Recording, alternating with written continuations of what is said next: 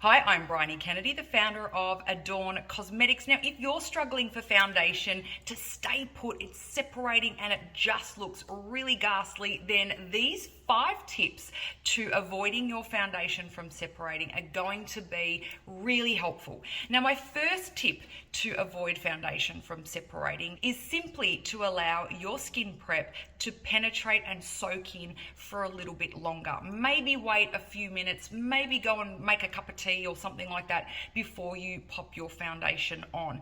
Maybe it's one of the products that you're using. There could be too much. So if you've got more of an oily skin, maybe you don't need so many layers of your skin preparation. So it's about analyzing what you're using.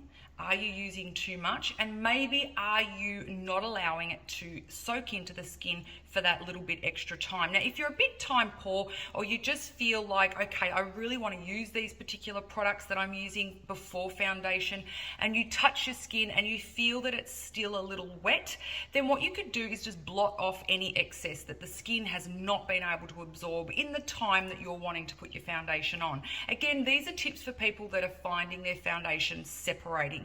For someone with drier skin, they might find that they put their foundation straight away on over their skin prep because that helps to absorb the product in a little bit further and make it more skin-like. So, just to reiterate, tip 1, allow your skin preparation, no matter what that product is, to penetrate and soak in the skin a little bit longer than you normally would, and see if that helps the problem. And also blot away any excess moisturizer, primer, etc. The second reason that your foundation may be separating is the actual product that you're using underneath your foundation. So maybe your base is not working with the base of your foundation. So it's a little bit like Science 101, oil and water do not mix. So if you've got a primer that's an oil base, maybe, or a silicone, for example, anything like that, may impact your foundation, and how that sits on the skin is of course something to look at. So are you using a prep that has a silicone in it or an oil? Maybe then you're using a foundation that's water-based. Maybe the two just don't work together. So again, it may not actually be the foundation. It could be what you're using underneath, or the length of time that you're allowing those products underneath your skincare routine to penetrate the skin. Now, the third reason that you'll find your foundation looks like it's separating is because you are using a foundation shade that's too light. If you use a color that's too light, it will enhance things on your face. For example, large pores, fine lines, deep lines, dry skin, any of those things that we most often don't want to enhance, it will. So it's really important that you get a foundation shade that's a perfect match to your skin. And if you can, go for a product that's slightly darker so that it helps to minimize the appearance of the pores, the fine lines, deep lines, and dry skin. Of course, you want it to still match beautifully, but if you've got a darker décolletage, this is a good opportunity for you to use a foundation on your neck and your face that match that area. The added bonus, again, of using a darker color is simply that you are going to not draw attention to those things. So that's the top 3. First of all, we've got products not allowing to penetrate or soak in long enough. Maybe your prep, number 2, is too, or just doesn't match your foundation. And number 3, it's the foundation shade. It's too light for you.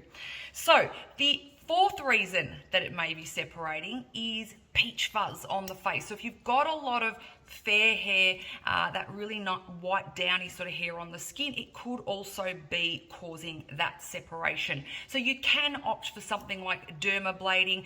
It won't grow your hair back anymore, but it will of course remove any of that hair and also a little bit of dead skin. But make sure you get a professional to do that for you. Okay, the fifth reason that you'll find your foundation may be separating is that you're putting too much setting powder on top. So you could be, say, someone who's got more of an oily skin, or you just like more of that matte finish. If you're putting too much on, it's going to adhere to those wet or oilier areas, and it will congeal, which basically means it's going to clump together. So all of those, the foundation or whatever, BB or whatever it is going to, of course, grab to that powder particle, and it's going to create some separation. So make sure when you're using your setting products that you're using a minimal amount, a really large brush just to get it on and dust it on very lightly, and that will help prevent that congealing on the skin. So just to recap, my 5 top tips to avoid foundation separating are: check what you're using underneath. Does it actually complement the foundation? Number 2, are you allowing your skin care to penetrate the skin long enough? And if you're not and you haven't got the time, just blot any excess away with a tissue. 3, get rid of any peach fuzz. Get a professional to do that for you. 4, make sure that you're using the right foundation shade. Go for one that's a bit warmer or a bit darker so that you can help eliminate also bringing attention to any of those things that you don't love about your skin. And of course, number 5, avoid over using any of your setting products because they will congeal with your foundation, causing separation. Here are my top tips on selecting a foundation and application for your skin type. So I'm going to cover oily skin, dry, dehydrated, sensitive, and menopausal skin. Now, if you've got an oilier skin type, I think the best thing to opt for is looking at a loose mineral foundation. You'll find that loose mineral foundations will really adhere beautifully to the oils on the skin, with the added bonus that you're going to get the SPF 20+ if you're using the Adorn mineral range. Now, the loose minerals will really work in synergy with the oils on your skin. They're water and sweat resistant, and you can get any kind of coverage that you're after. So light, right up to something that would suit you of an evening.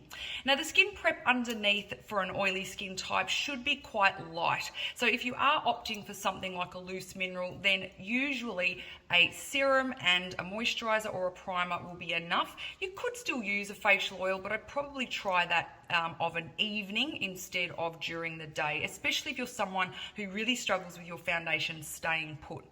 Water-based products are going to be your best friend. Just because you've got oily skin doesn't mean it's not dehydrated. So water-based primers, water-based serums, anything that's going to help nourish the skin but without exasperating the oil, and of course using something like a loose mineral foundation will be something that lasts you longer without the need for touch-up. Now, of course, you can use setting products, and what I would recommend again is some kind of a loose mineral, clear, transparent setting powder.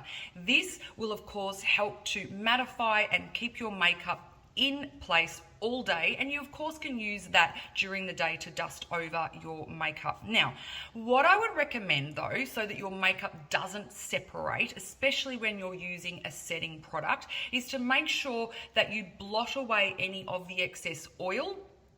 So pop your foundation on, blot away any excess oil that may pop up over the next 10 or 15 minutes, then pop your setting powder on. Setting powder is going to grab, no matter what brand, to any of those oily or sweaty or wet sort of areas, and it will congeal and it will make the makeup separate. So it's really important that you use a foundation that, one, is not going to exasperate the oil. It's going to stay on really long, and if you can use a setting finish, that will of course help that, and you can use that throughout the day, but make sure you blot away any excess oil. Now, if you've got a dry or dehydrated skin, my tip for you is to use, of course, your beautiful skincare products, and that can be a serum, it can be a moisturizer, primer, and of course it can also be a facial oil. And in fact, I would recommend that because it's going to help to protect the skin. It's antibacterial, and it's going to help with free radical damage. It's going to help with skin barrier function, and the list goes on. It's so, so important. You'll also find then that if you use a face oil as your last step, or again, a sunscreen as your last step, that even though you've got dry or dehydrated skin, you could still use a loose mineral. The loose minerals will work in synergy with the sunscreen or of course your facial oil, and it will turn the loose minerals into more of a liquid consistency. You'll also get the added benefit of the 20 plus, which is super important for you. Now, if you are wanting to use a liquid or a cream, I would definitely opt for the cream if you've got more of a dry skin. And if you've got a dehydrated dry, either or will be totally fine. And you may also find that using a rose water or a facial mist over the top of your foundation will just help push that foundation into the skin a little bit further. It'll also soften the foundation. It'll help melt away any foundation that might be sitting on the hair of the skin, and it'll just make everything look really nice and natural. Now, the other tips that I've got for you if you have dry, dehydrated skin, especially if it's starting to flake, is to maybe look at using fingers and our biodegradable blender.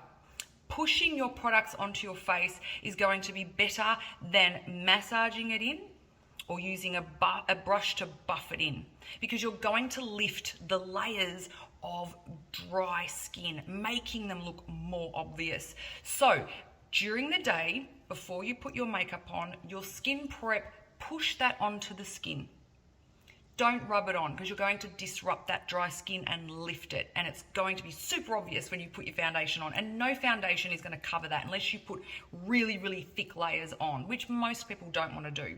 When you get to your foundation, you would press it on with either a damp or a dry biodegradable blender. It just depends on what look you're after. But pushing it in with your fingers or even a brush pushing it in, it's going to avoid disrupting any of that dry skin so that your skin still looks beautiful and smooth. Now, if you've got more of a sensitive skin, then I definitely opt for using a facial oil with your skin preparation. Again, it's going to help protect the skin against free radical damage, and it's an antibacterial, especially if you're using a natural facial oil like the Adorn Cosmetic range has. I definitely would use a foundation with an SPF in it, especially if you've got rosacea, broken capillaries. Everybody should be using a sunscreen, but if you're finding that you've got more sensitive skin than most, it's an absolute must. So maybe a sunscreen, and in addition, a BB cream or even our loose mineral foundation. Now, all of those products have minerals that calm redness down, so it's the ultimate foundation for those of you, or for anyone in fact, that wants something that's going to complement their skincare. You'll find that these products actually calm that redness down, and that's ultimately what you want. You want a foundation that gives you beautiful looking skin, but it's not actually making your skin look worse, so you have to wear makeup on the days that you don't want to. So you don't want your foundation to cause damage, and in fact you'll find all of the Adorn Cosmetic foundations really make a huge difference to the health of your skin. Menopausal skin. Oh, wow. Oh, I could talk about this subject all day. Now, if you've got menopausal skin, you could be feeling hot and sweaty, you could be feeling oily, but you could also be feeling sensitive and dehydrated, and oh my God, the list goes on. So for you, I think it's all about using products that are going to protect, stay put, of course, and not enhance any of that dry or dehydrated. So it's about looking at a combination of the tips that I've given for all of those skincare or skin types. So you might find that you want to have a really good skincare routine underneath, and that may include a facial oil as well, depending on what climate you're in. If you're in more of a humid climate, maybe you might want to skip that and just go straight to a sunscreen. Now, whilst you're dealing with the sweating, I think that you'll find the loose minerals is the way to go. You can definitely use the other types, liquids and creams, the BB cream also, but I feel the loose mineral is definitely the one that you'll get more bang from, because you'll not only be able to change or vary the coverage from light to going out and more of an evening look, but you'll get the SPF, you'll have all of those minerals calming any red sensitive skin, and of course it's going to work with the skin. So as you're getting hot and cold, it works with the pores and it allows you to sweat and it allows your skin to function, and it's not likely to come off unless you really rub your skin. If you're at the beach with a towel or something like that, it is pretty much going to stay there until you use a cleanser. Use a rosewater spritzer all throughout the day, a rosewater facial mist. The more you can mist your face throughout the day with something that is going to help bring water level back into the skin, like rosewater, that's perfect for that. You're going to not only help cool yourself down, especially when you're feeling a little sweaty, but it's also going to help keeping your makeup look fresh. And it's also going to give your skin a drink rather than the skin using your makeup as the drink or as the nourishment. Quite often you'll find your makeup separating. Yes, maybe because you're sweating. Yes, maybe because you're rubbing it. But also if your skin's dry or dehydrated, just maybe your skin's drawing on your foundation and your makeup as moisture and nourishment. So to prevent that, because that's going to then end up with patchy skin, you want to spritz your face throughout the day. You can definitely blot it, but spritzing throughout the day is going to help combat that. So I hope you've enjoyed my tips around the perfect combination for foundations for your skin type. Just a real quick rehash. For dry, dehydrated skin, just remember to blot your products onto your face so you don't disrupt any of the dry skin. Of course, for any of the oily complexions, use a setting finish, but make sure you blot away any excess oils or sweat before you pop your setting finish on so it doesn't congeal and separate. For those of you with menopausal or sensitive skin, I would definitely look at making sure that all the products that you're using are going to be water and sweat resistant. They're also protecting the skin, and of course for everybody, make sure you're using some kind of SPF to protect your skin.